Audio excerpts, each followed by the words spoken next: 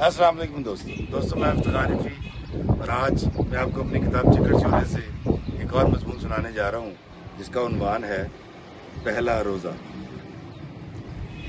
تقریباً 43 سال پرانی بات ہے۔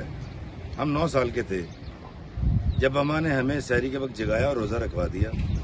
بڑے بھائی زلفی صاحب جو کہ مجھ سے 2.5 سال بڑے تھے، ہم دونوں کی آج روزہ کشائی تھی۔ میں بہت شرارتی ہوا کرتا تھا۔ فجر کی نماز مسجد میں ادا کی، اس کے بعد نہرو پارک میں کھیل کود کے لیے چلے گئے۔ ہم سنتا گھر میں رہا کرتے تھے۔ باقی تو کچھ یاد نہیں، پر یہ یاد ہے کہ اگست کا مہینہ تھا۔ خیر گراؤنڈ سے واپسی پر چچا میاں کی حویلی کے آگے سے گزرے۔ امرود کے درخت پر بہار تھی۔ آؤ دیکھا نہ تاؤ۔ ہم حویلی کی دیوار پہ چڑھے اور خوب پیٹ بھر کے امرود کھائے۔ کسی نے یاد دلایا، ارے بھائی روزے سے ہو؟ تو ہم نے امرود پھینک دیا۔ اس وقت تک ہم پیٹ بھر چکے تھے۔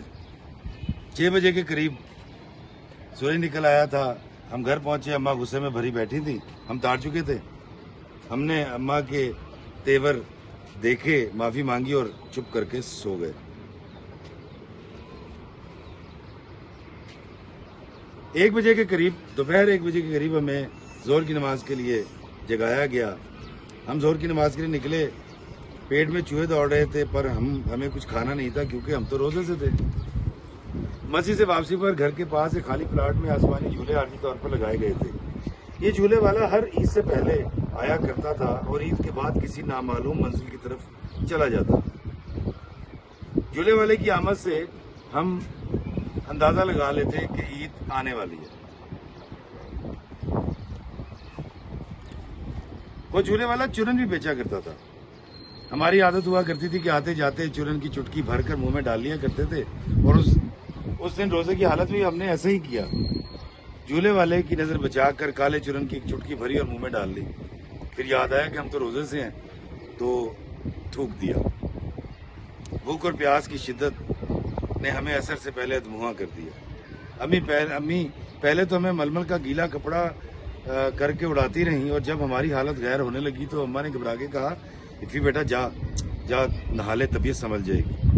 ہم نہانے چلے گئے۔ پیاس سے حلق میں کانٹے چبھ رہے تھے۔ پانی بہت ٹھنڈا تھا۔ ہم سے رہا نہ گیا۔ ہم نے چپ کر کے پانی پیا اور سیر ہو کر پیا۔ غسل خانے سے نکلے اور چارپائی پہ آ کر لیٹ گئے۔ اماں مطمئن ہو چکی تھی کہ بچے کی حالت سنبھل گئی ہے۔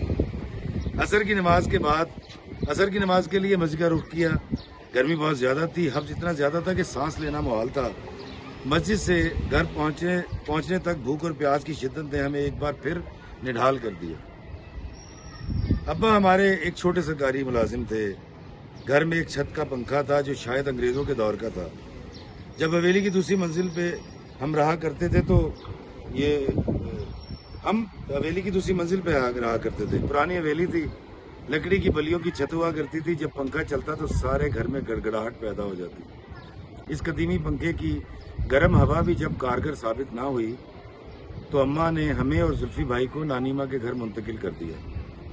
وہ ہماری سگی نانی تو نہ تھی، اماں کی چچی تھیں، مگر اچھے کھاتے پیتے لوگ تھے۔ ان کے گھر میں 1 عدد ونڈو اے سی اور 1 عدد کولر ہوا کرتا تھا۔ ہمیں کولر کے آگے بٹھا دیا گیا۔ ہمیں وہاں امی بٹھا کر گھر چلی گئیں کیونکہ افطاری بنانی تھی۔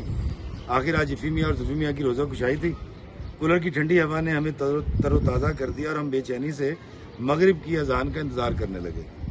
پھر اللہ اللہ کر کے وہ وقت آ گیا۔ ہمیں اذان سے کچھ دیر پہلے گھر لایا گیا۔ سب رشتہ دار دسترخوان کے گرد جمع تھے۔ ہمیں پھولوں کے ہار پہنائے گئے، مبارکباد دی گئی۔ زلفی صاحب مرجھائے ہوئے پھول ہو چکے تھے اور ہم حشاش بشاش تھے۔ سب رشتہ دار بہت خوش تھے، ہمیں داد دے رہے تھے کہ افی میاں تو بہت بہادر ہیں، چھوٹے سے افی میاں نے روزہ رکھ لیا، واہ واہ واہ۔ اذان ہوئی تو ہم نے جی بھر کے کھایا پیا۔ اماں نے ہماری خوب آؤ بھگت کی۔ رشتہ داروں نے ہمیں پیسے بھی دیے۔ ہم نے سارے پیسے اماں کو دے دیے، سوائے ایک کڑکڑاتے 10 کے نوٹ کے جو ہم نے چھپا لیا تھا۔ وہ 10 کا نوٹ جو ہم عید کے بعد بھی کئی روز تک چھپ کر خرچ کرتے رہے۔ اماں نے جب پیسوں کا حساب لگایا تو ایک 10 کا نوٹ کم تھا۔ وہ نوٹ ہماری اماں آج تک تلاش کر رہی ہیں۔ اللہ ہمیں آسانیت عطا فرمائے اور آسانیت تقسیم کرنے کا شرف عطا فرمائے، آمین۔